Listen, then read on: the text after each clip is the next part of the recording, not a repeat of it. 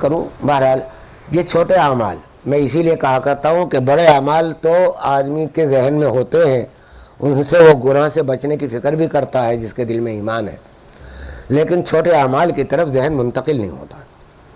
تو چھوٹے چھوٹے اعمال کی طرف توجہ کیجئے، وہ لا الہ الا اللہ کے اس معاہدے کے خلاف ہے، اور اس خسران سے بچانے کی جو استثناء ہے وہ اس استثناء کو کمزور کر دیتے ہیں کہ پھر آپ کا وہ خسران کم نہیں ہوتا، وہ گھاٹا اس گھاٹے میں رہتے ہیں. تو الا الذین آمنوا کہ سوا وہ لوگ جو ایمان لے آئے اور پھر عملوا الصالحات اور انہوں نے اس ایمان کے تقاضوں پر عمل کیا. یہاں ایک اور بات کی وضاحت کر دوں کہ ایمان کا اصل تقاضا تو یہی تھا. مثال کے طور پر اگر اس وقت ابھی آ کر کوئی خبر دے کہ بھائی یہاں سے اٹھو، یہاں بم رکھا ہوا ہے، ابھی پھٹ جائے گا، تو شاید اس خبر کو سن کے آپ سے پہلے میں ہی بھاگوں، سمجھے آپ، اپنی جان بچانے کے لیے. اس وقت یہ تحقیق نہیں کروں گا کہ یہ خبر دینے والا جھوٹا ہے یا سچا ہے. اس وقت تو آپ اپنی جان بچائیں گے کہ بھائی جھوٹی بھی ہوئی تب بھی یہاں سے بھاگو تاکہ جان تو بچ جائے، اگر سچی نکل گئی تو کیا ہوگا.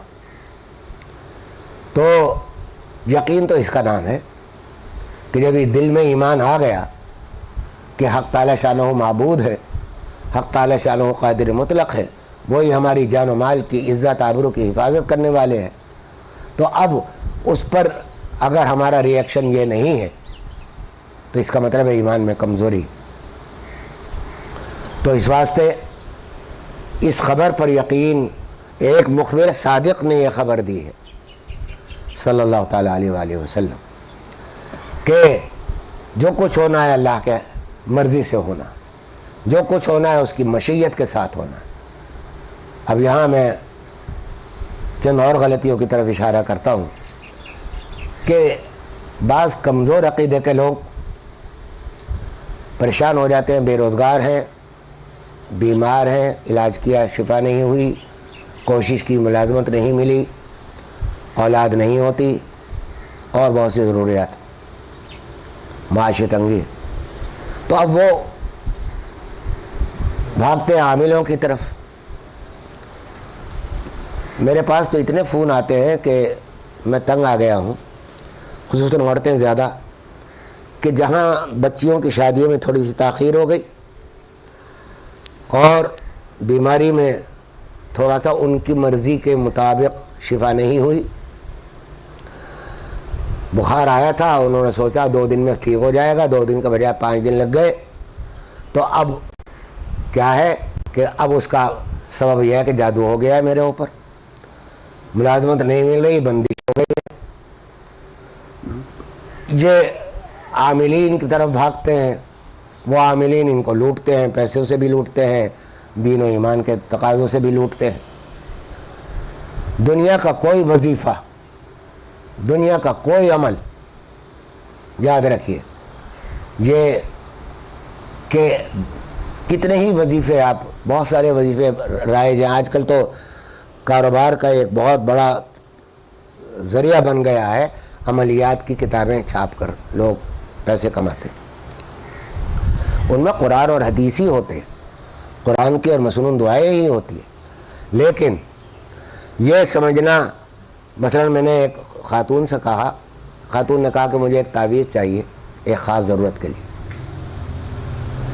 میں نے ان سے کہا کہ بھائی اس کے لیے میں تمہیں ایک عمل بتاتا ہوں، تعویذ تو میں نہیں دیتا. تو میں نے کہا 2 رکعت حاجت کی پڑھو. میں تو آدمی کو کام پہ لگاتا ہوں، قرآن کریم کا حکم ہے کہ یا ایھا الذین آمنوا استعینوا بالصبر والصلاۃ، کہ اے ایمان والو ہم سے جب تکلیف اور پریشان ہو تو استعانت، مدد مانگو 2 چیزوں سے، ایک صبر سے اور ایک نماز سے. تو میں 2 رکعت حاجت کی بتاتا ہوں اور اس کے بعد ایک دعا بتا دی کہ یہ پڑھو، قرآن کریم کی ایک آیت تھی. تو بعض لوگوں کا عقیدہ اتنا خراب ہو گیا ہے کہ وظیفے کو تو سمجھتے ہیں، یا تعویذ پر تو اتنا یقین ہے کہ یہ تعویذ میرے گلے میں پڑ گیا بس اب مجھے شفا ہو گئی، اور دعا کو غیر اہم سمجھتے ہیں. جبکہ دعا دنیا کے ہر بڑے سے بڑے وظیفے سے بہتر ہے. کوئی بڑا وظیفہ آپ کر لیجئے دعا سے بہتر نہیں ہے، اور اس میں گھاٹے کا کوئی امکان نہیں، اس لیے کہ دعا عبادت بھی ہے. آپ کو جو چیز مانگنی ہے وہ نہیں ملی تو عبادت ہوئی، عبادت کا اجر ملا.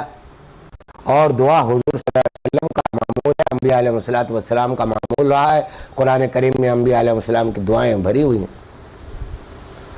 تو دعا، اور میرا تجربہ بزرگوں کی ہدایت اور ان کی دعاؤں سے یہ ہے کہ میں کتنے ہی وظیفے کر لیجئے، بعض دفعہ بالکل فائدہ نہیں ہوتا. دعا کا ایک جملہ ذرا دل سے کر لیجئے، دعا سے اللہ تعالیٰ سب سارے یعنی پریشانیوں کو دور فرما دیتے.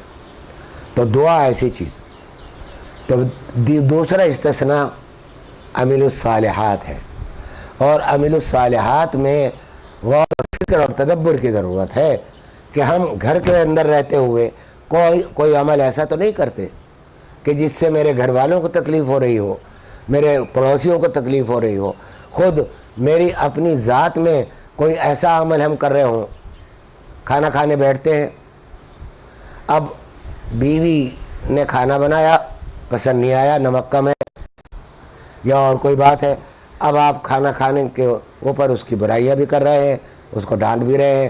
تو نبی کریم صلی اللہ علیہ وسلم کی عادت مبارکہ تو یہ تھی کہ آپ نے کبھی کسی کھانے کو بھی یہ نہیں کہا کہ یہ اچھا نہیں ہے یا کھایا نہیں جاتا. ایک مرتبہ تشریف لائے، پوچھا گھر میں کہ گھر میں کچھ ہے، فرمایا کہ سرکہ ہے. تو آپ کے سامنے سرکہ رکھ دیا گیا. سرکہ آپ نے کھایا اور فرمایا کہ کیا اچھا سالن ہے سرکے کو. تو اب بیوی کو ڈانٹا بھی جا رہا ہے. یہ دیکھیے یہاں دو باتیں ہیں اور اس میں بھی مبتلا ہوں. یہ نیتوں کا فرق ہوتا ہے. ایک تو ہے کہ کھانے کی برائی، یہ تو ہے گناہ اور بہت سخت غلط ہے، ناشکری ہے. اللہ تعالیٰ نے ایک نوالہ جو دے دیا ہے، اس کے اندر جو قدرت اللہ نے جو قوتیں فرمائی ہیں آپ کے نوالہ آپ تک پہنچانے کے لیے، اس کا تو شکر واجب ہے. چاہے وہ نوالہ آپ کو پسند ہو یا نہ ہو، آپ کے حلق سے اترتا ہو یا نہ اترتا ہو. سمجھا آپ؟ ایک تو یہ ہے. دوسرے تربیت کے لیے، مثال کے طور پر ایک بیوی نمک کم ہے یا کوئی اور کمی ہے، تو بیوی کو یہ سمجھانے کے لیے کہ بھئی دیکھو اس سالن میں یہ کمی ہے، گھی زیادہ ہے، گھی کم ہے، کوئی اور چیز ضرورت ہے، تو وہ یہ ایک نیت ہو کہ اس کی تربیت کے لیے کہ آئندہ جب یہ پکائیں تو اس طرح کا کھانا نہ بنے. تو یہ اس انتظام کے خلاف نہیں، یہ ناشکری نہیں. تو اس واسطے